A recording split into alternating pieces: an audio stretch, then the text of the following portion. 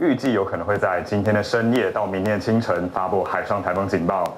同时，我们也不排除在明天下午到明天的入夜之间，也有可能对部分的县市发布陆上台风警报。台米不断长胖，海温让它结构更扎实，暴风圈也扩大。目前还距离鹅銮鼻东南方730公里，以每小时7公里向北西移动。气级风暴风半径120公里，预计周一晚上会增强为中台，周三、周四最靠近台湾，未来可能增强到中台上线，甚至强台，路径往西修正，更靠近台湾。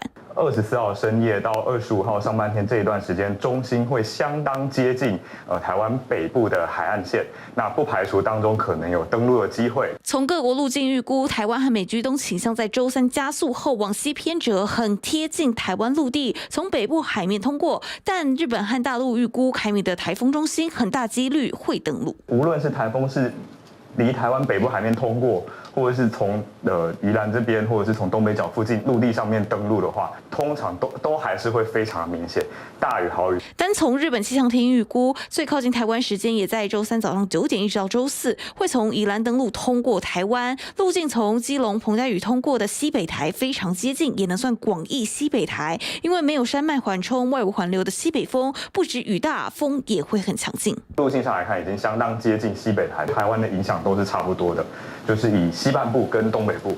因为都是属于迎风面，台风直接影响，所以风雨都还是相当大。上个正统的西北台是2004年艾利台风，北部山区雨量大，石门水库远水浊度太高，北桃停水很久。气象专家吴胜宇也认为，7级暴风圈半径将涵盖嘉义、台东以北，10级暴风圈半径有大台北、桃园、宜兰，影响范围大，而且周三前都在年度大潮期间，提醒北部、西半部低洼地区要严防淹水。TVB 新闻新闻小人台北采访报道。请你帮帮我。好啊，没问题。有看到了哈。在地居民一见到市长，立刻上前拜托帮帮忙。到底什么时候可以完工？我会先确定8月底我们会把工程完成。那在这之前，先用台风法先对告。好，那住户也想要知道当天淹水。里长当面和市长表达居民心愿，就是因为凯米台风逼近台湾，就怕淹水情形再重演。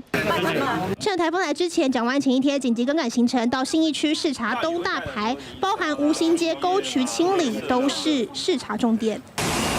因为这个月10号，台北午后下起豪大雨，酿成63处积淹水状况，尤其信义和大安施雨量破100毫米，吴兴街松仁路一度淹水，就被议员直指信义南港区都没被列入明年的治水计划。上一次也是这边受灾比较严重的里纳入到自主防灾社区，公共建物的防洪基准线，我们特别基地地面的高度，我们至少加高30公分的数10亿，我们希望让全市降雨的容受力从现在的78.8毫米提升到88.8毫米。上次豪雨袭击，垃圾淤泥全都瞬间冲进东大排里。这回除了清淤，市府已经备妥大约60个太空包来导流。不过凯米台风路径再往西修，看看气象署公布各县市120小时台风暴风侵袭几率，一共有8个县市超过90%，北市更来到97%。周三、周四最靠近，是否有望放台风假？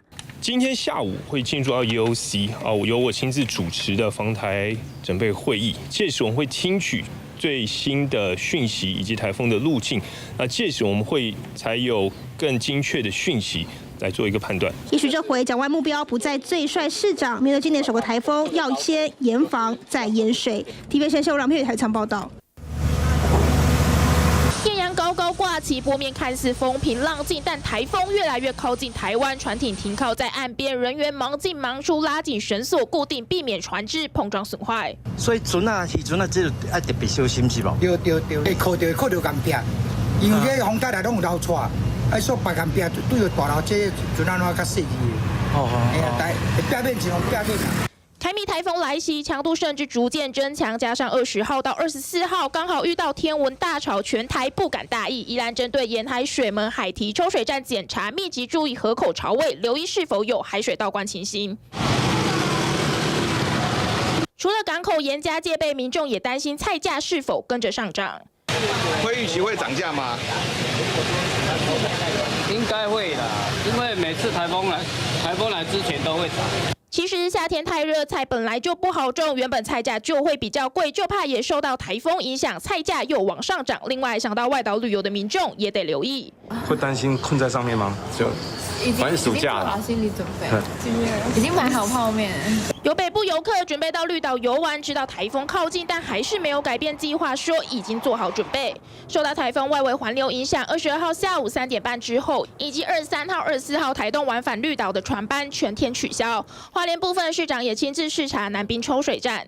凯米台风来势汹汹，各县市做好防台准备，盼别造成灾情影响生活。TVBS 新闻综合报道。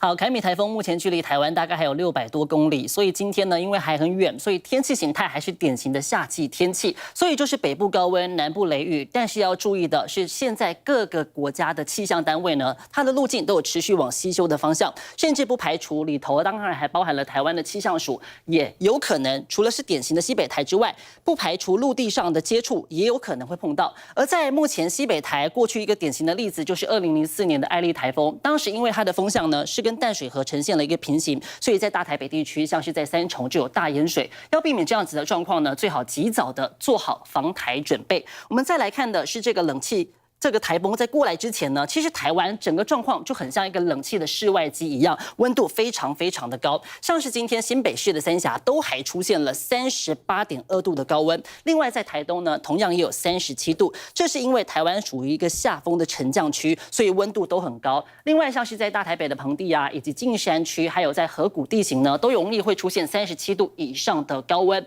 而这样子的高温要什么样才可以缓解呢？可能真的要等到台风来的时候，预计可能会降个4到5度之多。我们再来关心台风的路径图，预计它在礼拜1的时候呢，就有可能今天晚上到明天清晨，有可能会达到海上台风警报的发布时间。而到了礼拜2的下半天，也要注意它有可能会发布陆上台风警报。而在礼拜3、礼拜4是它最靠近台湾的时间点，甚至不排除在来到台湾的海域的时候呢，有机会会来到中台，逼近于强台的等级。而到了礼拜5的时候，台风虽然逐渐的远离，但是持续的有一些旺盛的西南风，会为南部地区带来持续性的强风豪雨。我们这一类大家来看的是这几天的天气变化会怎么走。在今天晚上呢，吹的都还是一个东风，典型的夏季天气。南部地区要注意午后雷雨，以及在西半部的山区。而到了今天晚上的时候，其实在沿海地区的风浪就会逐渐的增多。但是到礼拜2的晚上，首当其冲，第一个需要注意的是在宜兰地区感受是最明显的。其次呢，到了礼拜3、礼拜4的时候，北部地区以及西半部地区的山区也要注意风雨会逐渐的增大。